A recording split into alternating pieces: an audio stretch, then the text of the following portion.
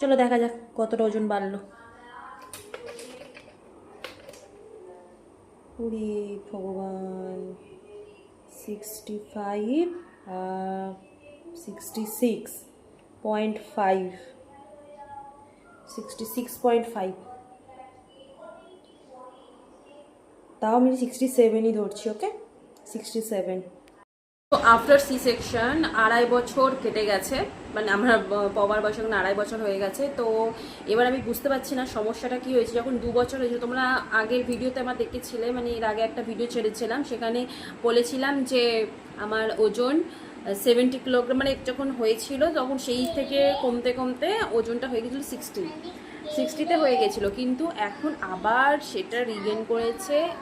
মানে 2 বছর টানা ওকে যখন খুব ব্রেস্ট ফিড করানো হচ্ছিলো তখন আমার ওজনটা মোটামুটি একদম মানে 60 হয়ে গেছিলো, কিন্তু তারপরে যখন আস্তে আস্তে একটু একটু করে কমানো শুরু হচ্ছে, যখন একটু ব্রেস্ট ফিড করানো একটু আস্তে আস্তে করে কমাচ্ছি, তখন থেকে আমি বুঝতে পারছি যে আমার ওজনটা আবার বেড়েছে এবং এখন বেড়ে আমার 67 হয়ে গেছে, যেটা তোমরা আগের ভিডিওতে দেখলে।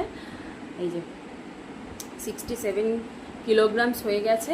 তো তাই জন্য এবার আবার আমাকে ওয়েট লস শুরু করতে হবে, না হলে পুজোর আগে তো কিছুভাবেই হবে না। তুমি একটু চুপ করো না, আমি একটু কথা বলিনি। তো ওয়েট লস না করলে কিছু করার নেই। তো দেখা যাক। তো আমি তার জন্য আমি আপাতত ওয়েটটা শুরু করে দিয়েছি, মানে জার্নি শুরু করেছি, এবং আমি ভাবলাম তোমাদের সঙ্গে শেয়ার করাটা আমার দরকার। মানে তোমরা যদি আমার মতো কেউ যদি মা হয়ে থাকো, মম হতে থাকো, এবং তারাও যদি চাও যে তাদের বেলি ফ্যাট, এই যে আমার দেখো বেলি ফ্যাট বেড়েছে, আমি নাইটি পরেছি বলে অতটা বোঝা যাচ্ছে না, আমি তোমায় কালকে মানে পরের ভিডিওতে দেখাবো, যদি ছবি তুলে থাকি তখন যদি দেখাবো যে মোটামুটি আমি বেলি ফ্যাটটা বেশ, এই যে বসলে টসলে বোঝা যায়, এই অনেকটা বেলি ফ্যাট ফেটে গেছে। তো এইটাকে কমাতে হবে। আর চাইছি যে পুজোর আগে অন্তত যাতে মোটামুটি ওজনটা একটুখানি ঠিকঠাক হয়, শেপে এসে যায়, এবং ভালো ভালো ড্রেস পরে পরে মানে পরতে হবে, কিনতে হবে, পরতে হবে, ভালো ভালো খাবার খেতে হবে। এখন আমি একটা সোজা কথা বলে দিচ্ছি, আমি কিন্তু কোনো রকম ডায়েট করছি না। বাড়িতে দেখো বাঙালিদের সব থেকে বড় কথা, যারা অবাঙালি আছে তারা করতে পারে, তারা অনেক রকম খাবার রেস্ট্রিক্ট করতে পারে, কিন্তু বাঙালিদের আমার মনে হয় না ওরা ডায়েট করতে, মানে আমি তো পারবো না ডায়েট করতে, কারণ আমাদের খাবারে সব থেকে বেশি কার্বোহাইড্রেটই থাকে, মানে ভাত রুটি এটাই সব থেকে বেশি থাকে, তরকারিগুলো কম কম থাকে। তো আমি যেটা শুরু করেছি, আমি এক সপ্তাহ না, মানে 10 দিন মতো হচ্ছে আমি মানে ওয়ার্কআউট শুরু করেছি আবার। তো আমি যেটুকুনি খাচ্ছি মোটামুটি যেমন খাবার খাই সেরকমই খাচ্ছি। চাইছি যে একটু বেশি তরকারি জাতীয় খাবারটা বেশি খেতে, ভাতটা একটুখানি কম আনতে, একটুখানি হয়তো অল্প একটু ভাত, মানে অল্প মানে অল্প একটু কমিয়েছি আর কি, মানে অল্প একটু ভাত খাচ্ছি না, অল্প একটু ভাত কমিয়েছি, তো এরকম। আর সকালে অবশ্যই ডিম খেতে হবে। ডিম আমি যেমন ব্রেকফাস্টে সবাই আমরা ডিম খাই, তো একটা করে ডিম অবশ্যই খাওয়া উচিত, এবং তার সঙ্গে যে নর্মালি যে বাড়িতে খাবার হয় সেই খাবার খেয়ে এবং ওয়ার্কআউট করে যদি আমাদের ওয়েটটা একটু কমে, সেটাই আমি চেষ্টা করছি। আমি দেখি 1 মাসে রেজাল্ট পাওয়া যাবে, মানে মোটামুটি 1 মাসে যদি দেখি যে 2-3 কিলো কমেছে, তাহলে গিয়ে আমি বুঝতে পারবো যে না, এটা চলছে, কাজ হচ্ছে আর কি। তো আমি ভাবলাম যে তোমরা মানে আমার মতো যদি কেউ তোমাদেরও সেম প্রবলেম হয়ে থাকে, তাহলে আমার সঙ্গে তোমরাও ওয়ার্কআউট করতে পারো।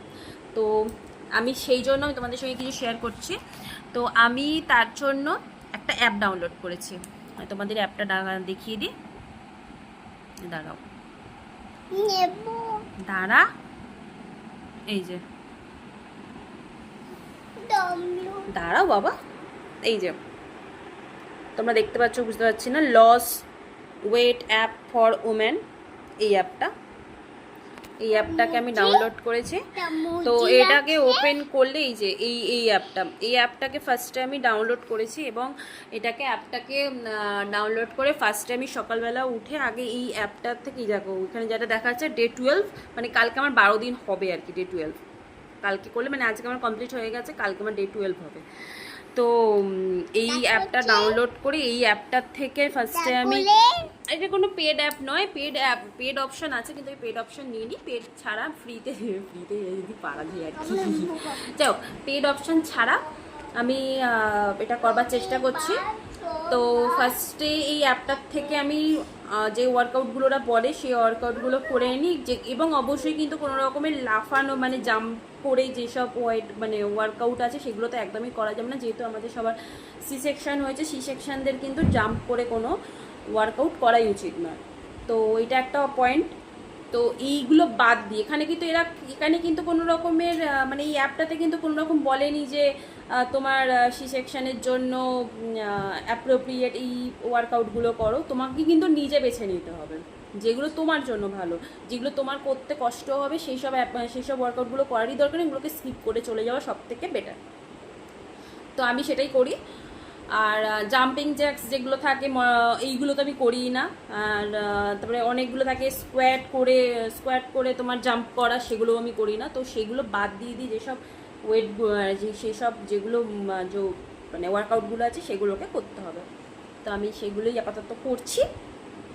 তো পরের ভিডিওতে তোমাদের দেখাবো আমার সকালের রুটিন। ওকে, আজ পর্যন্ত এইটুকু। টাটা। বাবা টাটা করে এদিকে, তুমি এখানে এসে টাটা করো।